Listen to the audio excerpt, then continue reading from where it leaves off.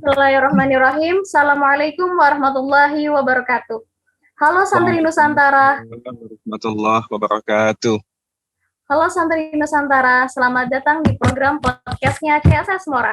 Podcast yang berisi seputar edukasi, kreasi, motivasi, dan inspirasi untuk kita semua. Di podcast kali ini, kita akan berbincang dengan beliau, Bapak Basnang Said, selaku Kepala Subdirektorat Pendidikan Diniyah dan Pondok Pesantren mengenai program beasiswa santri berprestasi tahun 2021 yang telah dibuka pendaftarannya sejak 15 Maret lalu. Pertanyaan dari teman-teman sudah kami kumpulkan dan akan dijawab langsung oleh beliau pada sesi episode spesial kali ini. Sebelumnya kita sapa dulu ya Pak Basnang. Selamat datang Pak Basnang. Ya, terima kasih. Alhamdulillah. Selamat malam. Assalamualaikum warahmatullahi wabarakatuh.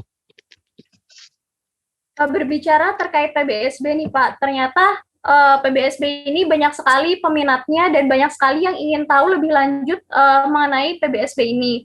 Nah, kami sudah menemukan pertanyaan-pertanyaan yang bersifat teknis sebenarnya dan sepertinya ini penasaran untuk dijawab langsung oleh pihak Kementerian Agama. Untuk yang pertama ya Pak ya, langsung saja saya bacakan pertanyaannya.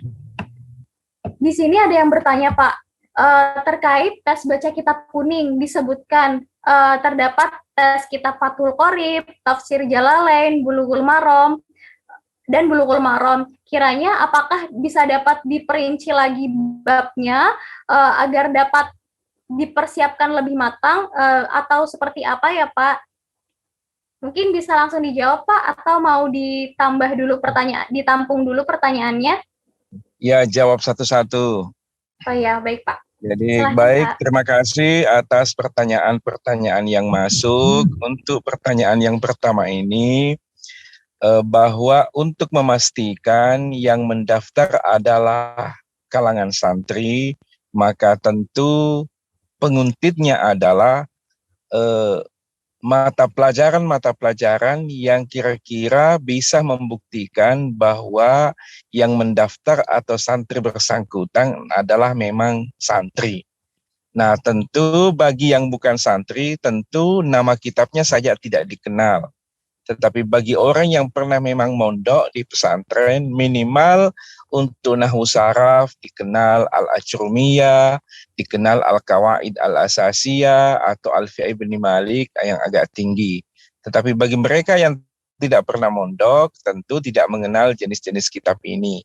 Apalagi kitab Fathul Qorib yang memang adalah kitab yang cukup tinggi bagi lulusan-lulusan madrasah aliyah atau yang sederajat dengan itu. Sehingga bagi santri yang mengenal ini, apalagi kemudian mampu dan pasti membacanya, maka dipastikan bahwa yang bersangkutan adalah santri benar, bukan santri abal-abal.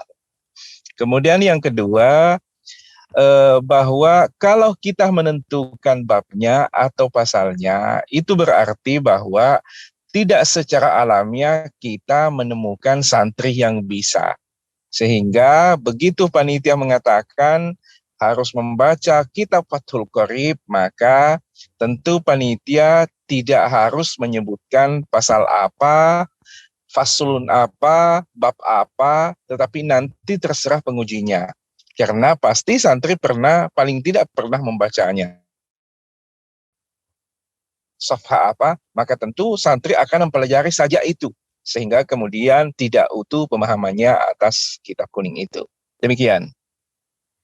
Baik, Pak. Berarti setiap santri yang mengambil jurusan di mana jurusan tersebut dipersyaratkan untuk bisa atau mahir dalam membaca kitab, berarti penting juga untuk memahami keseluruhan isi kitab, begitu ya, Pak ya? Lanjut. Untuk pertanyaan selanjutnya, ya.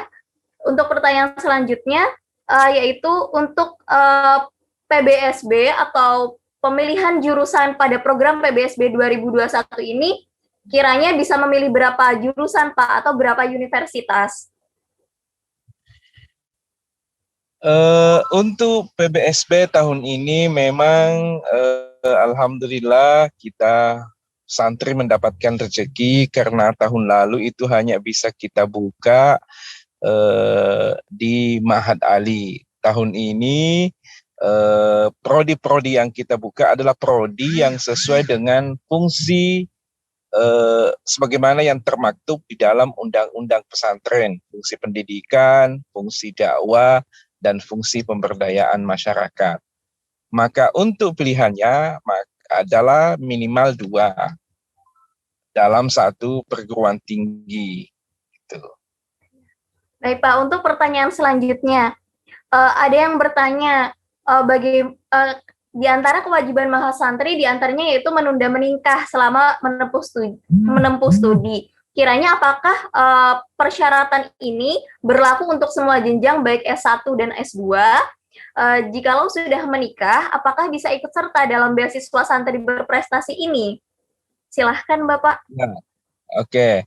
Jadi untuk jenjang S1 itu dipersyaratkan supaya mereka tidak terganggu studinya karena ini kan membutuhkan waktu yang cukup lama selama 8 semester atau 4 tahun.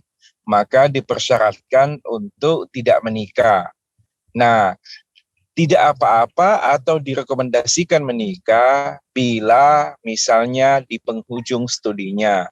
Mungkin di semester 7 karena mungkin sudah melaksanakan KKN atau kemudian sebelum menyelesaikan studi semester 8 silahkan menikah. Karena itu juga adalah haknya mahasantri. Tetapi di awal-awal semester 1, 2, 3, 4, 5, 6 mohon untuk tidak melangsungkan pernikahan dulu dengan catatan dengan alasan supaya yang bersangkutan bisa lebih berkonsentrasi melanjutkan studinya. Nah, untuk prodi S2 itu tidak menjadi problem karena memang persyaratannya untuk S2 itu kan paling tinggi 35 tahun. Maka bagi yang sudah melakukan pernikahan lalu kemudian mendaftar tidak menjadi soal, atau mungkin belum menikah pada saat mendaftar lalu kemudian di sela-sela melanjutkan studinya lalu ingin melangsungkan pernikahan tidak masalah, karena memang umur 25 tahun ke atas itu kan memang usia-usia untuk melangsungkan pernikahan. Silahkan. Terima kasih Pak atas penjelasannya. Berarti sudah jelas ya Pak ya terkait perihal menikah ini. Lalu pertanyaan selanjutnya Pak, ada yang bertanya, apakah nanti soal-soal ada yang penasaran nih Pak ceritanya, apakah soal-soal saintek atau sosumnya ini akan sama seperti soal-soal sosum dan saintek pada umumnya seperti UTBK dan jalur-jalur mandiri di berbagai universitas? Ya, untuk soal-soal itu saya kira tidak jauh berbeda. Karena yang menyusun soal-soal yang akan diujikan nanti itu juga adalah dosen-dosen terbaik di perguruan tinggi kita. Dari IPB, dari UNJ, dari UIN, sehingga kemudian soal-soalnya tidak jauh berbeda dengan soal-soal yang sering diteskan kepada mahasiswa selama ini. Sehingga yang penting silahkan saja belajar, insya Allah semoga rezekinya mendapatkan beasiswa ini. Amin. Baik Pak, beranjak ke pertanyaan selanjutnya, ada yang bertanya juga Pak, jika nantinya lolos pada program beasiswa santri berprestasi di tahun 2021 ini, apakah nantinya mahasantri harus atau wajib tinggal di asrama selama masa kuliah atau tidak? Dan apakah itu bergantung pada setiap universitas? Silahkan Pak. Ya, oke, makasih pertanyaannya bagus sekali. Jadi kebijakan yang kita ambil adalah bahwa bagi mahasantri yang melanjutkan studi pada perguruan tinggi mitra kita, kita berkeinginan supaya semuanya berada di pondok dengan alasan bahwa nilai-nilai pondoknya, nilai-nilai kultural di pesantren itu tidak lepas walaupun yang bersangkutan itu melanjutkan studi di perguruan tinggi yang bukan di pondok. Sehingga bila mana perguruan tinggi itu kemudian bisa ada pondok pesantren di sekitarnya, termasuk misalnya nanti perencanaannya misalnya nanti di UI nanti yang studi di Depok, itu kita akan carikan pesantren yang tidak jauh dari kultur pesantren yang dilakoni selama ini. Atau misalnya mungkin di sekitar perguruan tinggi bersangkutan tidak ada pondok pesantren, tetapi mungkin kemudian bisa ada asrama ditempati bersama-sama, lalu kemudian bisa dipanggil setiap saatnya ada ustadz, kiai yang bisa tetap menyampaikan kultur dan nilai-nilai pondok, dalam hal ini misalnya mata pengajian kitab. Karena ini juga kita berharap bahwa semuanya nanti mahasantri ini tetap bisa mengikuti kultur dan nilai-nilai kepesantrenan walaupun kemudian berada di perguruan tinggi. Tapi sekali lagi bahwa tentu ini tidak bisa kita paksakan karena memang kondisional di masing-masing perguruan tinggi mitra kita. Tapi bila mana kemudian perguruan tinggi itu ada pondok yang tidak jauh dari perguruan tinggi, maka insya Allah kita akan melakukan kerjasama. Dan nanti kita planningkan akan kira-kira mengundang pesantren mana saja yang ada di sekitar perguruan tinggi mitra kita. Demikian, Mbak. Terima kasih banyak Bapak atas penjelasannya. Selanjutnya ini juga ada yang bertanya, Pak. Mungkin yang ini agak lebih teknis. Ada yang bertanya untuk login aplikasi pada tahun 2019 dan 2020 pesantrennya tidak mendaftar untuk PBSB. Lalu pada saat tahun 2021 ini mencoba untuk login lagi menggunakan akun yang dipakai pada saat pendaftaran PBSB tahun 2018, namun tidak menemukan alamat email dengan yang sudah didaftarkan. Apakah seperti itu harus daftar lagi pesantrennya atau bisa menggunakan email yang lama, Pak? Nanti untuk yang teknis ini, nanti stafnya Subdit Pendidikan Pesantren, Pak Heri Irawan akan menyampaikan. Oh iya, baik Pak. Ya. Selanjutnya ada pertanyaan juga Pak. Ini ada yang penasaran terkait S2 peminatnya seperti apa? Pastinya banyak ya Pak ya? Ya. Lalu ada yang bertanya juga Pak.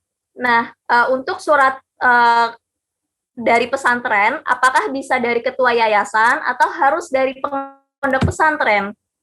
Silahkan Pak. Ya.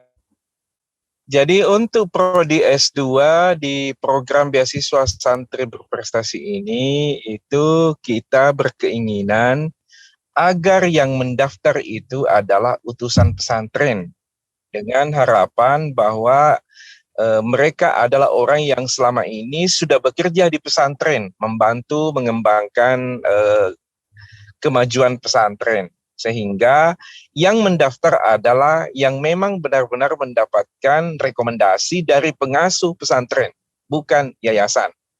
Karena yayasan itu kan ada hukumnya, lalu kemudian di bawah yayasan ada pesantren secara teknisnya. Nah, di mana kemudian calon mahasantri S2 itu di situ bekerja. Nah, mengenai kemudian jenis-jenis pekerjaan apa saja di pesantren yang bisa mendaftar. Nah, siapa saja dari kalangan pendidik dan tenaga pendidikan yang ada di pondok pesantren boleh mendaftar. Tetapi tentu kan hanya terbatas prodinya. Hanya prodi berkaitan dengan kajian halal, lalu kemudian manajemen pendidikan, dan yang ketiga tentang IT. Nah, karena kemudian ada unsur guru pendidik yang mendaftar dalam rangka penguatan manajemen pendidikan di pesantren, maka silahkan memilih manajemen pendidikan. Lalu kemudian yang ingin mengembangkan IT-nya pesantren, atau akan membuat aplikasi, atau akan membantu usaha-usahanya pesantren dengan menguatkan IT-nya, silahkan mendaftar. Demikian juga tentang kajian halal, ini sekarang kan konsep ekonomi syariah. Semua harus di-brand dengan halal. Karena memang ini pemerintah sekarang juga di Kementerian Agama ada unit eselon 1 namanya Badan Halal. Nah, sehingga arahnya ke sana produk-produk kita itu kehalalannya. Demikian, Mbak. Baik Bapak, terima kasih banyak atas waktunya karena sudah menyempatkan untuk menjawab pertanyaan-pertanyaan yang ingin diketahui oleh para calon mahasantri penerima beasiswa santri berprestasi tahun 2021 ini.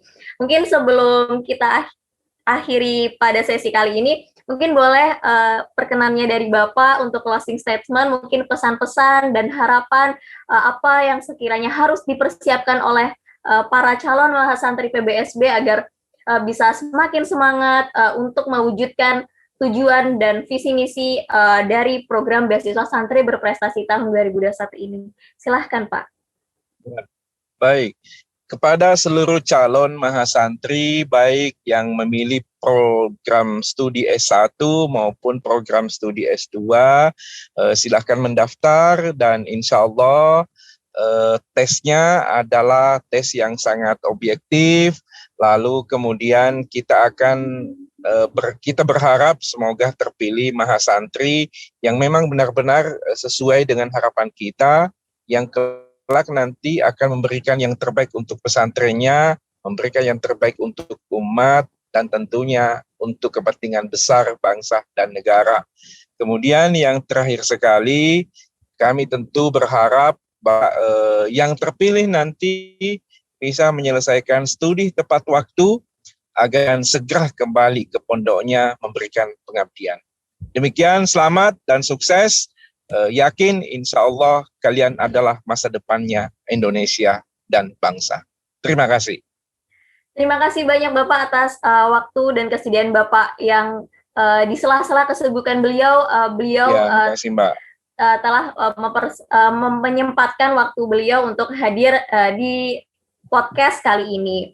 Buat teman-teman yang masih penasaran terkait info-info terkait beasiswa PBSB, teman-teman bisa nanti cek link di deskripsi di bawah ini, nanti akan dicantumkan. Teman-teman bisa klik dan di situ akan lengkap ada juknis PBSB. Di situ sudah ada terkait jurusannya, terus tes-tesnya akan seperti apa saja, apakah Soshum dan Saintek bisa masuk ke jurusan agama, atau misalkan agama mau milih ke pilihan yang jurusannya IPA itu bisa atau enggak, di situ sudah dijelaskan secara rinci. Jangan lupa untuk segera daftar PBSB karena pada tanggal 15 April sudah deadline, sebentar lagi, 2 minggu lagi. Tetap semangat, jangan lupa berdoa karena yang paling penting adalah mendekatkan diri kepada Allah, apapun hasilnya, insya Allah itu yang terbaik. Sekian acara podcast CSS Mora kali ini. Kurang lebihnya mohon maaf. Wallahul muwaffiq ila aqwamit thoriq. Wassalamualaikum warahmatullahi wabarakatuh.